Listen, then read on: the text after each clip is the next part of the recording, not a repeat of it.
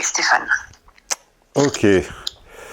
Je t'ai informé plus tôt dans la journée que cette étude de cas allait être enregistrée et diffusée sur ma chaîne Stéphane Edouard, étude de cas. Et tu es d'accord? Je suis d'accord, Stéphane. Je consens. Alors, je t'appelle. Je vais y aller cash. Mon collègue... Alors, attends. Tu vas y aller cash 2 secondes. Donc, on rappelle que tu appelles parce que tu es ce qu'on appelle VIP. Oui. VIP, c'est-à-dire qu'au titre de ton abonnement, tu as droit à 1, 2 ou 3 demi-journées de séminaire par mois, m'appeler également tous les mois, la plateforme de discussion des VIP, le podcast VIP du mois qui est un petit peu en retard mais il arrive, et des réductions sur tes autres commandes, et la classe préparatoire, la classe prépa à ta disposition de manière illimitée, c'est-à-dire Martin, Thomas et Christophe qui vous aident un petit peu à présenter vos cas, parce qu'on a remarqué pendant des années que sans un petit peu de prépa avant, les études de cas étaient un petit peu sinueuses. Voilà. Donc, par lequel de la classe prépa es-tu passé? Martin. Je suis passé par Martin. Oui. Ok, donc on imagine qu'il a dit que c'était bon, que c'était clair, et donc avec tout le contexte posé, on t'écoute. Comment dois-je t'appeler pour anonymiser le... Tu vas m'appeler Emma. Ok, Emma, alors on remercie tous Emma dans les commentaires d'avoir fait l'effort d'accepter d'être enregistré, parce que tout le monde aime écouter les études de cas des autres, mais tout le monde ne joue pas forcément le jeu. Donc moi, je pars du principe, on va dire, de la bonne volonté partagée de tout le monde, de bien accepter quand c'est anonymisable, parce que ça ne l'est pas toujours. Parfois, c'est objectivement impossible, mais 9 fois sur 10, c'est tout à fait possible d'anonymiser un petit peu, et donc il faut faire un petit effort de retour des choses. Si on a aimé écouter des dizaines d'études de cas des autres, il faut accepter également un peu de partager. C'est le principe du peer-to-peer, tu sais. Je sais pas quel âge tu as, mais enfin, qui a connu le peer-to-peer, c'est que en tout cas à ma connaissance, le principe c'était que si tu téléchargeais des fichiers chez les gens, tu acceptais également qu'ils téléchargeassent chez toi. Tu pouvais pas dire non, moi je veux les vôtres, mais je vous donne rien en échange. Bref, allons-y. Alors, mon collègue a tenté de m'embrasser. Voilà, je commence cash comme ça. Okay. Donc, j'ai 30 ans. Mon collègue en a 44. Je travaille... Précise peut-être que c'est pas moi. Non, c'est pas toi. Ce n'est pas toi. On ne travaille pas dans le même milieu, Stéphane. On est tous les deux commerçants. On travaille dans un commerce de santé. Je travaille dans ce magasin depuis 3 mois. Lui depuis 7 ans. Donc il a fidélisé la clientèle. C'est lui qui a fait évoluer le magasin. C'est un salarié, un gérant, un propriétaire, ouais, c'est quoi? C'est salarié. Il est salarié, mais responsable de magasin. C'est lui qui gère le magasin de tout. C'est juste pas lui qui finance et qui met l'argent. Combien d'hommes, combien de femmes dans cette boutique? On est 2. Lui et toi? Lui et moi, ouais. Ok. Et il est marié, il est célibataire, il est en couple, il est paxé. Il est marié 3 enfants. Marié 3 enfants, eh ben. Voilà. Je suis célibataire, il le sait.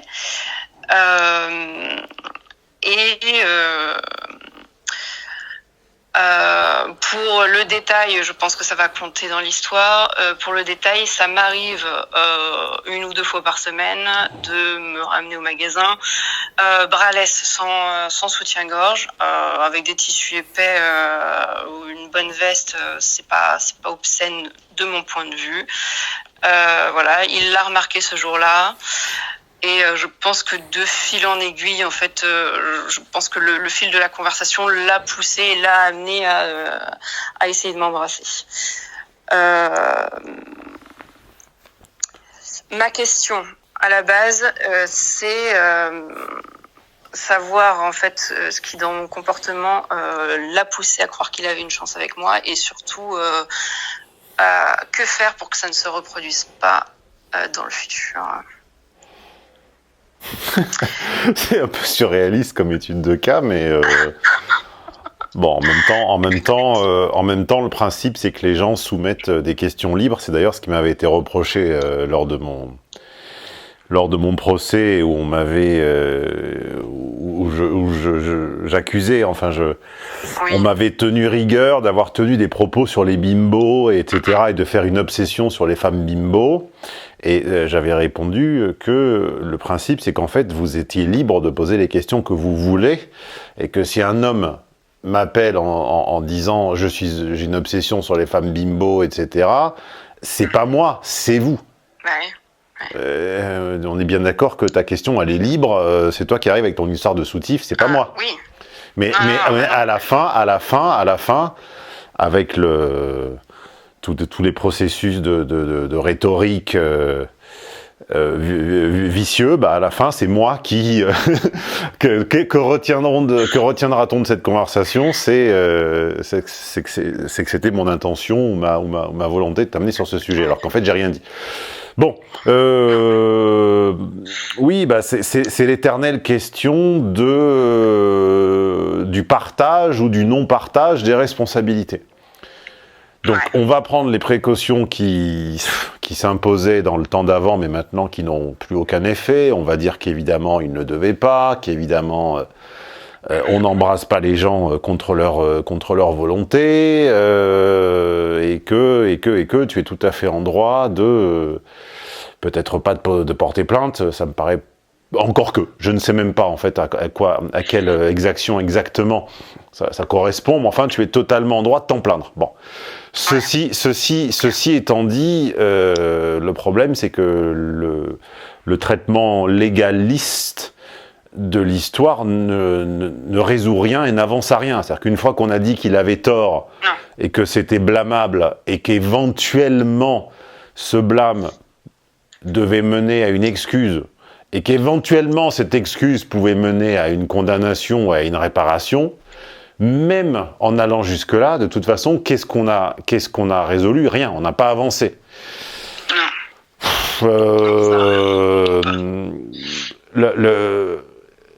L'idée, c'est concrètement, vous étiez où? C'est-à-dire que j'imagine qu'il n'y avait pas de clients. Ouais, c'est ça, c'était à la fermeture. Il était quelle heure? 19h, ça s'est passé entre 19h et 19h15, le temps de fermer, ranger le magasin.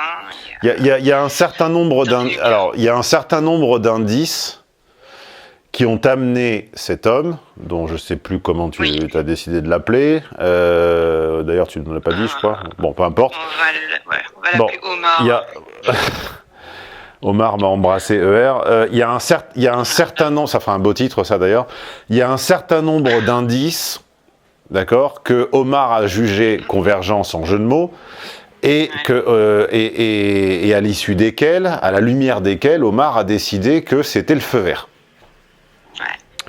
Ou alors, mais je mets cette hypothèse de côté, Omar est un psychopathe, c'est-à-dire qu'il est fondamentalement dénué d'empathie, et il se comporte de manière erratique, sans aucun feu vert, et en fait il a des pulsions, je ne pense pas, mais ça existe. Il y a des gens qui sont totalement, on les appelle les autistes, qui sont incapables de lire les pensées ou les intentions ou l'affection des gens et qui formulent des diagnostics erronés. Donc on va imaginer que Omar n'est pas un psychopathe, et Omar s'est senti qualifié, il s'est senti légitimé. Je pense.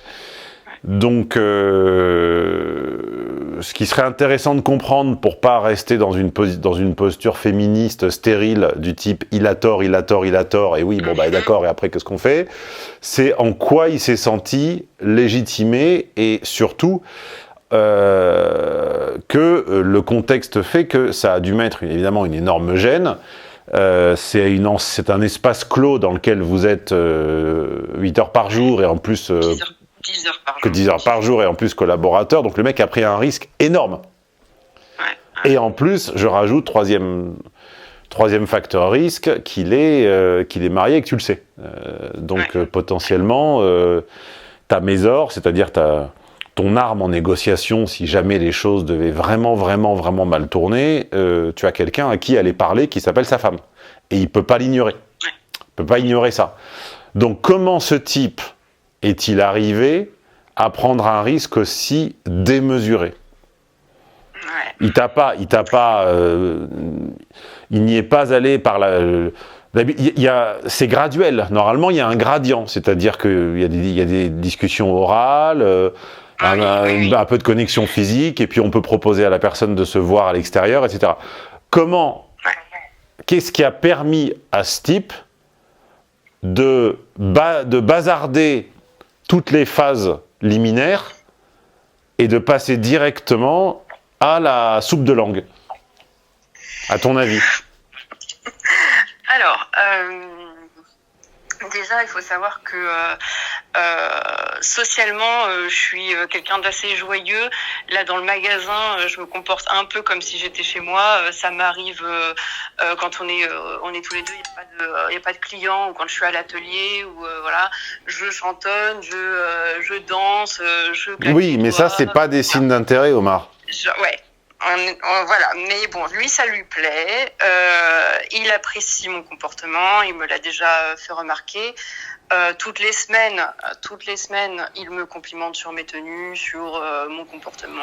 Ouais, tu sais que ça, déjà aux États-Unis, ça serait déjà borderline. Ouais. On l'a vu avec Léo il y a maintenant plus d'1 an dans un jeu de rôle qui est une formation en fait tout à fait réelle que tous les salariés de grands groupes américains doivent passer, des formations au non-harcèlement en entreprise, etc. Le compliment, une fois ça passe, le compliment récurrent hebdomadaire sur la tenue vestimentaire ou sur le physique, c'est déjà considéré comme borderline harcèlement et irrépréhensible. Oui, bon, je n'irai pas jusque-là. Moi, non, je donne un élément de contexte international. Je comprends. Ouais, ok. Du fait qu'on travaille 10 heures par jour ensemble, l'un avec l'autre, pas de collègues à côté pour couper. Juste les clients qui rentrent et qui sortent, mais sinon on est vraiment l'un sur l'autre dans 40 mètres carrés. Oui, c'est pour ça que j'ai tout de suite mentionné le principe de l'enceinte close. Je renvoie à ma formation du même nom, les milieux fermés. Les milieux fermés exacerbent les intérêts, voire les font naître from scratch. On a tous développé, enfin en tout cas quiconque a fréquenté un bureau, une entreprise, un open space pendant quelques années, a forcément développé un intérêt pour quelqu'un, au moins une curiosité, voire parfois dans certains cas une obsession, pour une personne sur laquelle il ou elle ne se serait jamais retourné dans la rue. Et peut-être même, moi ça m'est arrivé quand j'étais consultant, d'avoir comme ça une espèce, pas une obsession, mais d'avoir un petit peu trop divinisé une collègue, et en la recroisant par le plus grand des hasards, 6 mois plus tard dans la rue, je me suis rendu compte de son immense banalité quand elle nageait au milieu du flot humain du boulevard, je sais plus où je l'ai croisé d'ailleurs, je crois que c'était Grand Boulevard, devant le Printemps là, je l'ai croisé devant le Printemps dans un flux de milliers de personnes, et tout à coup il a fallu ce flux pour la remettre à sa place, c'est-à-dire à sa place de quasiment anonyme en fait. L'enceinte close ou l'exposition prolongée, comme on dit également, l'exposition prolongée fausse notre jugement, voilà. Mais tout ça, en rien n'est une excuse. Le mec est un boulet, un balourd, il a fauté. Je ne lui cherche pas d'excuses. Je cherche à comprendre. Oui, je pense que tu vas comprendre. Rapidement, en fait, on a établi une relation, on va dire, amicale, dans le sens où on se confie tous les deux sur tout, sur notre passé, sur notre vie, sur nos expériences. Ça peut tourner rapidement sur des sujets sexuels, sur des expériences sexuelles, des choses comme ça. On se confie. Mais là, confinement et confin. C'est la sainte trinité des... Je parle pas d'Alice Coffin, laissons-la en dehors de ça. C'est la sainte trinité des suffixes, des préfixes en confin. C'est-à-dire que vous êtes confiné, vous êtes confident, et vous êtes aux confins de là où il faudrait pas être, c'est-à-dire du débordement, des aventures, etc. Et je ne l'excuse pas, je le répéterai jamais assez, il a outrepassé ton envie, pour ne pas utiliser ce fameux mot valise de consentement. On va dire envie, il a outrepassé ton envie. Le problème, c'est que moi, pour m'être retrouvé exactement dans la situation inverse, c'est-à-dire pour avoir vaguement flirtouillé et été un peu touchy et provoque avec une nana, et à la fin, justement, ne pas du tout avoir passé la seconde, eh bien, c'est extrêmement frustrant pour l'autre. Donc, de la même façon que je peux me blâmer parfois d'avoir eu une attitude délibérément un peu flirty, je crains que tu n'aies un petit peu ta part de responsabilité, même si les féministes, évidemment, ne supporteront pas de l'entendre et vont encore m'agonir. Je crains qu'il faille composer avec la balourdise immanente de l'homme, tel qu'il est. C'est-à-dire que l'homme lambda moyen, même marié, et d'ailleurs a fortiori marié, parce que vous savez ce que je pense des gens, des hommes qui se marient les plus vite, c'est en général ceux qui ont le moins le choix, donc qui ont en fait le moins de connaissances des femmes. L'homme lambda n'a pas la paire de lunettes assez, n'a pas la vue assez aiguë, assez fine, pour savoir distinguer, pour savoir dessiner la ligne exacte, la frontière, le confin exact entre la confidence et l'intérêt. Et je crains qu'il y ait eu bien trop d'informations en même temps pour notre cher Omar, qui s'est retrouvé les mains pleines. Après, je laisserai les gens avoir l'imagination. Je laisserai l'imagination des gens remplir les blancs et faire les images. Mais je crains que Omar ait eu les mains pleines d'informations et n'ait pas su quoi en faire. Voilà. Parce que tu vois, moi, alors on va dire que je parle de moi, mais à la limite, peu importe, c'est ma chaîne, j'ai ce que je veux.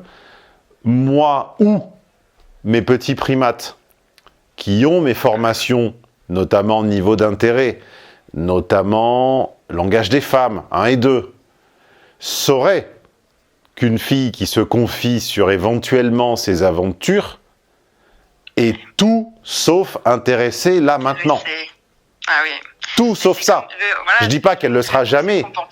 Mais quand une femme se confie à vous sur des expériences qu'elle a eues avec un autre, ça veut dire que vous n'êtes pas dans ces plans là maintenant, avec une probabilité de 99 sur 100. Donc moi, je n'aurais jamais, moi et les miens, ceux qui en tout cas font l'effort de passer du contenu payant et qui ne prétendent pas comme beaucoup ah ben je regarde tes vidéoscopies donc ça me servirait à rien. Mais ça n'a rien à voir, les vidéoscopies c'est du divertissement, toi qui es VIP tu confirmes bien que ce que tu entends dans les séminaires n'a rien à voir avec le... C'est totalement différent. Voilà. Bah, nous... Le divertissement et puis l'information. Nous on saurait que des conversations sexuées n'ont pas toutes la même valeur. Et que quand on partage, désormais comme on dit, avec une erreur de transitivité d'ailleurs, quand on partage des expériences personnelles, même très flirty ou très cul, ça n'est certainement pas une façon de dire à l'autre vas-y c'est open. Mais on est combien à le savoir sur les 30 ou 40 millions d'hommes français? On est en pour 1000 ou en pour 10 000. L'immense majorité l'ignore. Quand une femme partage avec vous une expérience que vous jugez moustillante ou provocante, soit vous êtes impliqué, quand elle vous raconte un rêve par exemple, soit vous êtes dedans, et à ce moment-là je veux bien qu'on discute, je veux bien qu'on négocie, soit vous n'y êtes pas, et entre guillemets vous êtes un témoin qui avait rien à faire là, et ça n'est pas un signe d'intérêt, ça ne l'est pas. C'est pas un go, c'est pas un green flag, ça ne l'est pas. C'est même plutôt le contraire. Mais nous, on le sait. Moi, mes 300 VIP et mes quelques milliers de clients, on le sait. Mais quelques milliers, même plus 300, plus moi, ça pèse que dalle par rapport à la masse. Oui, typiquement, ce sont des conversations que j'aurais pu avoir avec ma meilleure pote, ou voilà, entre amis filles. C'est exactement ce genre de conversation qu'on a, et on n'a pas envie de se sauter l'une sur l'autre après ce genre de conversation, en fait. Mais non, absolument pas. C'est en lui racontant ça, tu l'as relégué à la place d'une femme, c'est-à-dire de potentiellement quelqu'un d'inoffensif. C'est ça. Et lui, le gros bêta, s'est senti émoustillé et légitime. Bah oui, je pense aussi. Quoi qu'il en soit, à plusieurs reprises dans les conversations, il a posé la question, à savoir si j'avais déjà eu des relations avec des collègues. Oui, bon là, si tu l'as pas vu venir, t'as pas été très fine. Tu l'as pas vu venir là ? Oui, voilà, oui, non, mais je vais te dire que moi, à chaque fois qu'il a posé cette question-là, j'ai toujours répondu non, niet, et jamais je n'irai chercher une relation avec un collègue. J'ai pas envie de tuer ma relation entre collègues, quoi. C'est pas possible. J'ai été claire sur ce sujet à chaque fois qu'il a posé la question. Après, il a entendu ce qu'il voulait, mais à chaque fois, j'ai dit non. Bref, ce soir-là, on était en train de fermer le magasin tranquillement. On éteint les ordinateurs, les lumières, tout ça, et il a remarqué donc que je n'avais pas porté de soutif ce jour-là. Il m'a fait une remarque. Ça s'est arrêté là, et bon, déjà, on est obligé, au nom de la confrérie du Bralès, on est obligé de t'encourager et de t'inciter effectivement à ne pas à faire comme tu l'entends, et à ne pas communier à la Sainte Chapelle du soutien-gorge, sachant que je suis contre les conformismes, mais également contre les anticonformismes. C'est-à-dire que je suis contre les gens qui s'appliquent une orthopraxie, comme on dit, qui s'appliquent des règles sans les capter toute leur vie, mais je suis également contre les gens qui font le contraire de la règle toute leur vie. Donc tu peux manger de la viande un jour et pas le lendemain, sans rentrer dans le petite case végétarien ou truc machin. Tu peux mettre un soutif 3 jours et pas en mettre pendant 4 jours, ou vice versa. Voilà, je vous invite à ne pas systématiquement communier à une chapelle, à pas être conformiste ou anticonformiste, mais globalement, avec un petit modulo récent, le conformisme, on va dire, depuis 50 ans, il est plus bras que non bras. Donc j'encourage toute émancipation de tout conformisme qu'il soit, tant que ça ne devient pas, évidemment, la règle absolue inverse. Voilà, donc félicitations Emma d'être dans la minorité, petite minorité qui ose aller travailler Bralès. Merci. Sur ça, donc la conversation s'arrête là, et mais alors, tu vois la différence de subtilité, c'est que à ce stade, 3 mois de collaboration, etc., il est censé ne pas le remarquer, ou en tout cas ne pas te faire remarquer qu'il l'a remarqué. Ouais.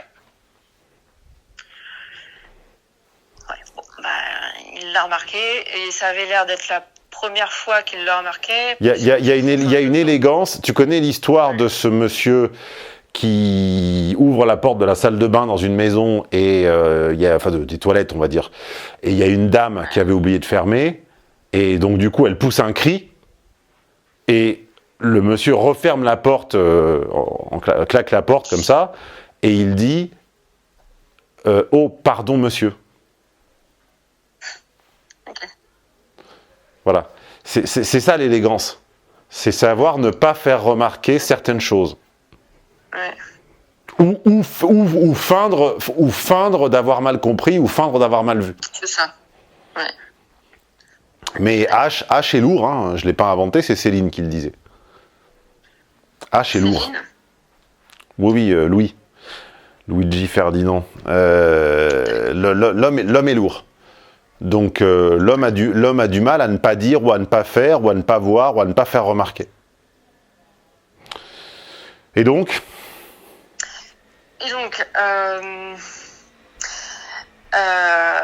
là arrive encore mon erreur suivante, c'est-à-dire que la conversation on change plus ou moins de sujet sur la conversation, mais ça reste sexuel, c'est-à-dire que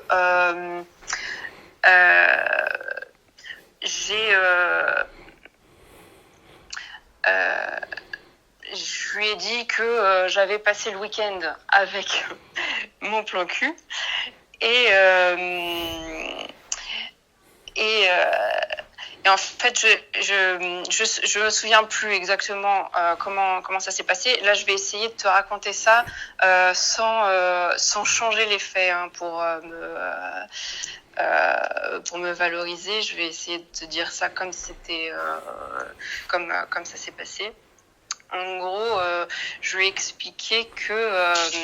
alors je vais essayer de dire ça avec élégance et sans rentrer trop dans les détails. Que mon plan cul avait trouvé le spot pour me faire grimper au rideau, et ça avait un rapport avec mes seins. Et bref, et du coup, il a dit mais non, jamais de la vie, je te crois pas. Voilà, je lui ai dit bah écoute, il va falloir me croire sur parole. Là-dessus, je rentre dans la pièce pour prendre mes affaires et mettre mon manteau. Il me suit avec les mains en avant en coupe pour essayer du coup de palper mes seins. Mais c'est un scénario, tu sais, il y a ces BD japonaises là qui se vendent dans les rayons à l'arrière des boutiques. Il y a ces BD japonaises où des élèves ou des professeurs affublés de poitrine disproportionnée rendent complètement dingue l'homme de jardin ou un parent d'élève, et tout à coup il a les yeux blancs avec les joues là, les petites zébrures sur les joues, et il se contrôle plus et il devient comme ça l'objet de son je cherche un mot qui soit pas compréhensible par l'algorithme, de son bâton dansant, et comme ça il se met à être totalement robotisé, halluciné, fantomatique. Bah écoute Emma, tu les rends fous en fait. L'homme tue et la femme rend fou. Bon bah là c'est la femme rend fou et l'homme palpe. Tu l'as rendu complètement dingue. Il a perdu la tête quoi. Tu l'as émoustillé à un point avec ta voix de chaudasse, tes anecdotes de week-end et tes rotondités, voilà, et tes rotondités, sans cage, il est devenu fou en fait. Ouais, je m'en doute.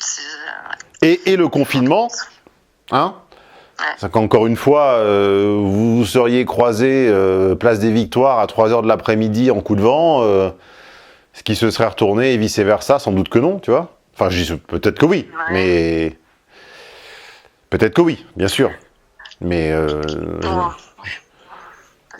Voilà. Donc là, l'enceinte close, ce mycélium, comme on dit en biologie, apparemment, on m'a expliqué récemment que c'était le fluide par lequel les arbres s'enverraient des micro-informations dans les forêts. Vous avez fait du mycélium pendant 3 mois, t'as partagé avec lui des choses qui normalement se racontent en dehors. Toi, t'as raconté ça au travail. Il fallait un homme de glace, et tu as eu un homme de flamme. Il fallait quelqu'un, soit de totalement désintéressé parce que t'es pas son genre, soit quelqu'un de très très fin pour arriver à dissocier ce qui était de l'ordre de la confidence, de ce qui était de l'ordre de la plaisanterie, de ce qui était... Mais ce niveau de distinguo est inaccessible à 99,9% des hommes. Oui. Pour lui, tu l'as chauffé. Là, on aurait sa version. Hein, on aurait sa version. Pour lui, clairement, tu l'as chauffé. Oui, c'est sûr. Je pense aussi. Maintenant, bon, mais du coup, alors, comment ça s'est terminé cette histoire? Parce que moi, j'ai l'image en fait. J'ai l'image du japonais, les yeux écarquillés, avec les mains tendues, un peu à la Tortue Géniale, avec la bave au coin des lèvres. Et du coup, on est tous suspendus à cette image. Et alors, du coup. Alors, en gros, il s'est approché, les mains en coupe en avant pour palper mes seins. Je me suis reculée, j'ai mis mon bras devant mes seins clairement en signifiant que j'étais pas d'accord. Il me dit, j'en ai jamais si gros. Si un bras suffit, c'est qu'il y a un peu d'exagération sur la marchandise, non? si c'est réellement disproportionné, il faudrait au moins les 2 bras. Non, mais mes seins ne sont pas disproportionnés, Stéphane. Ils ont la taille idéale, c'est tout. Mais dit-elle avec sa voix de chaudasse. Un bras sert juste de... Mais j'espère que les auditeurs vont pas te retrouver parce que ils vont pas te faire une fin à la homard. Qui sont pas déjà tous les yeux écarquillés et...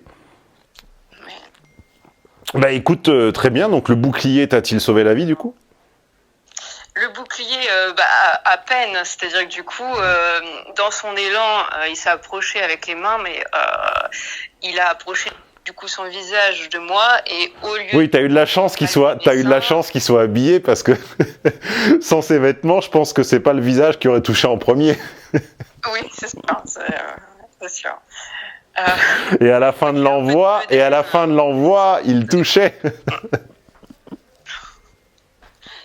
Il a glissé et il s'est retrouvé. Il a glissé, t'es enceinte. C'est ça.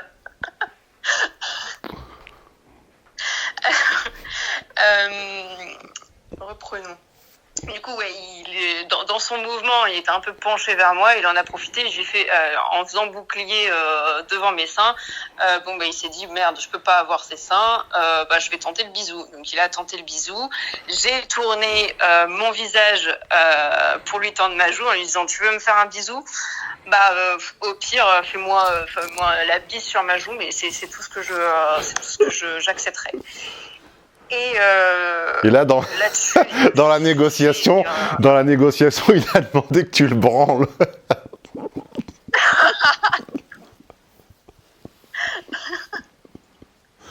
Bon, alors comment atterrit cette négociation du coup?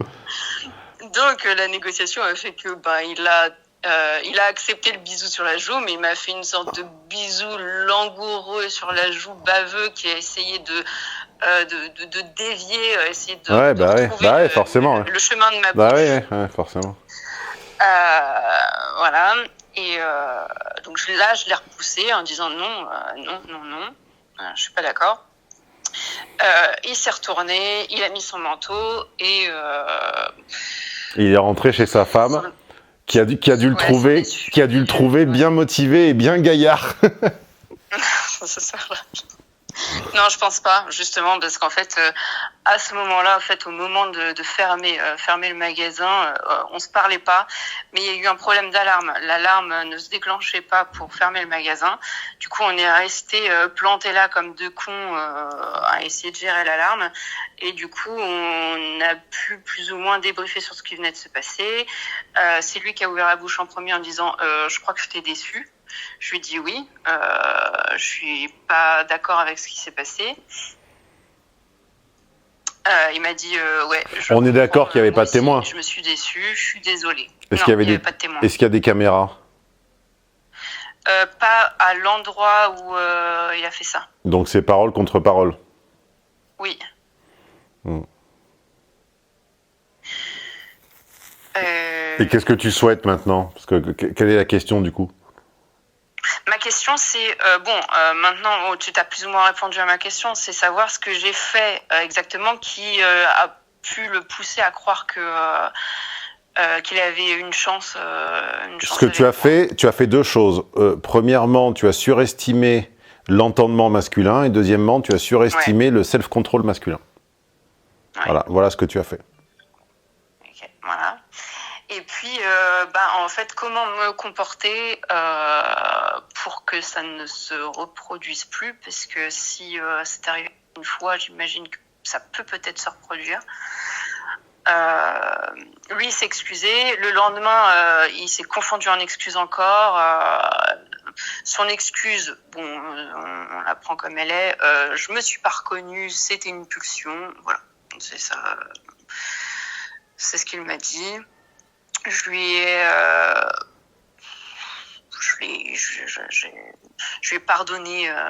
pardonné son écart et puis voilà. Du coup, actuellement, on travaille.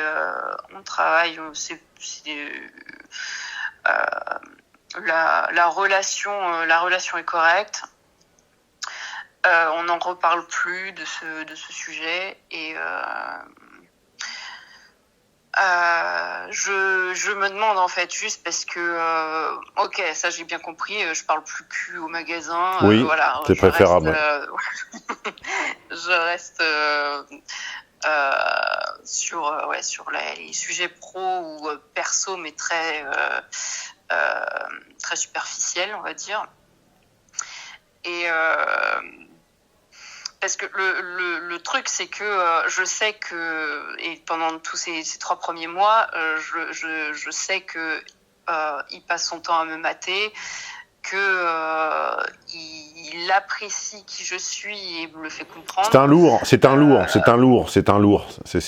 Voilà, on ne mate pas, on peut dessiner du coin de l'œil, mais on ne mate pas, voilà, c'est pas normal que tu l'aies remarqué, et a fortiori que ce soit répété, ça ne se fait pas, ni entre collègues, ni entre clients et fournisseurs, ni entre boutiques, non, ça ne se fait pas, c'est un lourd. Il doit venir du sud, non? Du Grand Sud? Ouais, Grand Sud, ouais. Ouais, quiconque a visité le Grand Sud, notamment avec une copine un peu palichonne et un petit peu rotonde, sait comment ça se passe. Hein. Quand je dis Grand Sud, je pars de la Sicile et j'arrive à la Turquie, par exemple, pour ne citer que 2 pays où je suis allé avec une femme. Effectivement, c'est lourd. Voilà. Ouais. C'est lourd. Donc après, c'est pas une excuse, hein, c'est une conjonction de facteurs. Mais c'est un lourd, tu ne vas pas le soigner, donc du coup, tu n'as que le choix parmi 2 options. Tu as ne rien changer et la prochaine fois, augmenter la sanction, c'est-à-dire que s'il y a redérapage, eh bien c'est dénonciation à l'employeur, à sa femme ou aux autorités. Ouais. Ou alors, tu as la solution du renoncement. C'est-à-dire que, un peu comme un mari jaloux pour le compte ou une femme jalouse, mais enfin, c'est plus fréquemment un mari. Quand on a un mari jaloux, eh bien, à un moment, on renonce à fréquenter certains lieux ou certaines personnes ou à sortir à certaines heures.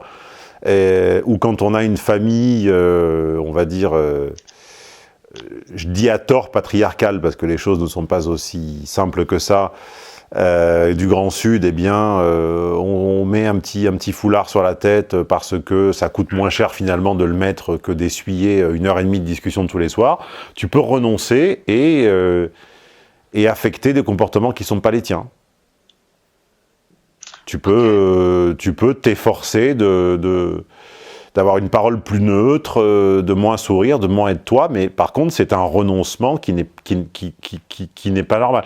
Le seul moment où, selon moi, tu as franchi une ligne dangereuse, c'est l'échange d'anecdotes de nature un peu scabreuse. Là, moi, j'ai connu des collègues qui le faisaient. Bon, le problème, c'est que physiquement, ils n'étaient pas suffisamment attrayants pour que ça prête à confusion ou pour intéresser personne. Mais enfin, on pourra chercher dans une expérience télévisée lequel de la bande avait une tête et un métier susceptible de raconter des histoires de cul à longueur de journée. Je pense que ça va pas être très compliqué à trouver. Pour ceux qui ont la ref, bon, il s'est pas fait sauter dessus, hein, ça, je pense qu'il devait s'y attendre. Donc, soit tu renonces et tu deviens pas drôle et pas sexué et tu regardes plus dans les yeux et tu remets des soutiens-gorge et patin couffin. Ça. Okay. Bah, soit tu renonces pas et par contre tu crées les conditions que ça se reproduise et dans ces cas-là il faudra sévir. Ok. Bon, le principe du renoncement n'est pas, voilà, ne me plaît pas non plus. Parce que quand tu renonces, c'est comme pour contenter un jaloux ou pour contenter un malheureux, c'est que tu n'y arriveras jamais vraiment. C'est-à-dire qu'on renonce à sortir pour contenter un jaloux, mais ensuite il faut changer de vêtements. Et après avoir changé de vêtements, il faut changer de manière de répondre au téléphone. Et après avoir changé de manière de répondre au téléphone, et c'est jamais fini. Et ça se finit enfermé dans un coffre. Et moi je connais l'histoire du type qui enfermait sa femme dans un coffre la nuit pour pas qu'elle sorte, et qui même alors qu'elle avait dormi dans un coffre enfermé à clé, un jour lui a dit, bah non, t'as dû sortir quand même. Oh putain. Ok. Waouh. Ouais, ça va loin. Mais oui, c'est un peu ça, ouais. C'est un peu ça. Dans un monde normal et dans un monde idéal, tu n'as pas à affecter une personnalité autre pour employer un job. Voilà. Ouais. Ça, c'est dans la théorie. Dans la pratique, en espace confiné, dans une relation homme-femme, avec donc des pôles, enfin, homme-femme cisgenre hétérosexuels, oui. Et ben, quand on cumule une certaine attitude, une certaine décontraction, une certaine désinvolture, un certain laisser-aller, certains détails physiques et une forme de connivence, on flirte, on frôle l'incompréhension. Et c'est dommage. C'est dommage. Je souhaiterais que les choses ne fussent pas j'aurais souhaité que les choses ne fussent pas ainsi. Mais malheureusement, elles le sont. Je le déplore. C'est déplorable. Très bien, bah écoute, merci Stéphane. Ou alors tu décides qu'il est pas si mal et tu deviens sa maîtresse. Non. Bon, alors il reste que les deux solutions précédentes, c'est renier, mais dans un reniement continu et dont tu ne sauras jamais finalement. Parce que même quand tu auras renié, il y aura toujours un jour où tu auras changé de parfum, où tu auras, à ton corps défendant, évoqué quelque chose qui pourrait lui faire penser que.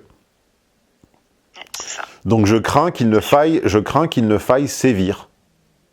Et coup de bol, tu as des moyens de rétorsion. Tu as d'abord le zeitgeist, c'est-à-dire le contexte temporel. Tu as l'époque qui fait que tu seras cru sur parole. Oui. Ensuite, tu as tout simplement le fait qu'il est marié, et donc a priori sa femme ne doit pas être au courant. Tu as le fait que cette boutique a un gérant, a un propriétaire. Ouais. Donc voilà, et en plus une femme. Donc si tu veux, tu le tiens par... lui a essayé de te tenir par un endroit, toi tu le tiens par un autre. Ouais. Oui, j'ai des moyens de pression. Ouais, t'as des moyens de rétorsion, ouais. Donc a priori, il est censé rester calme. Après, c'est à toi de juger si tu estimes qu'il est menaçant au point de te faire un ITT ou que sais-je. Ouais. C'est à toi de juger, en fait. Oui, c'est vrai. Là, de ce que je pense, non, je pense pas que... Tu vas peut-être te découvrir un traumatisme ex post. Peut-être que après avoir discuté avec une association, tu vas découvrir que à ton insu, tu étais traumatisé. On ne sait pas. Ah, mais... à mon insu. Oui, peut-être, à mon insu. Inconsciemment traumatisé. Mais de toute façon, il a perdu. Puisque là, si tu ne renies pas, ça va être l'île de la tentation ou le fruit de la tentation pour ce type-là en continu. Oui. Et tu vas le soumettre à la torture, en fait. C'est même pas impossible que le mec parte avant toi. Oui, alors du coup, j'ai un cas de conscience quand même, parce que j'ai pas envie de torturer un pauvre gars. Écoute, c'est un peu la faute à son incompréhension de la femme, voilà. Comme je ne cesse de le répéter depuis maintenant plus de 15 ans, quand on ne comprend pas, on souffre. Ok, donc je l'envoie sur tes contenus, du coup. C'est ça, la solution. Je pense qu'il mériterait effectivement mon séminaire signe d'intérêt. Ok, écoute. Ouais. Ce qui lui permettrait de comprendre quand le feu est vert, quand le feu est rouge et quand le feu est orange.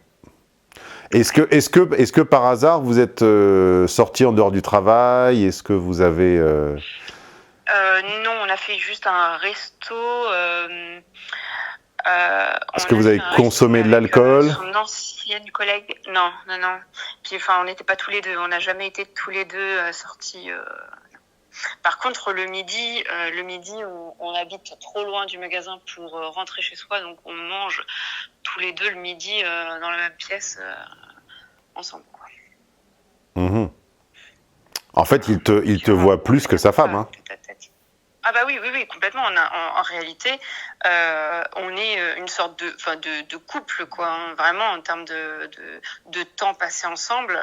Il y a même des fois, il y a eu des moments où vraiment, il y a eu des crises de couple, quoi. Réellement, dans le magasin, quand il y a des mésententes quelque part, vraiment l'impression d'être en couple avec lui. Oui, c'est ce que je dis depuis toujours. Les néophytes ont peur que la trahison arrive de l'extérieur et que ça soit un bel âtre comme ça, de passage en ville pour une nuit, alors qu'en fait, en réalité, c'est rare, c'est pas toujours un bel âtre, voire très rarement un bel âtre, mais c'est surtout celui avec lequel elle passe le plus de temps. C'est ça. Méfiez-vous de celui ou celle avec lequel votre conjoint passe le plus de temps. Hein, c'est rarement la star du coin de passage en ville qui va la convier dans sa suite, hein, ça c'est au cinéma, ou ça c'est dans les grandes métropoles avec les stars de la musique, etc. Mais ça se passe de moins en moins depuis MeToo.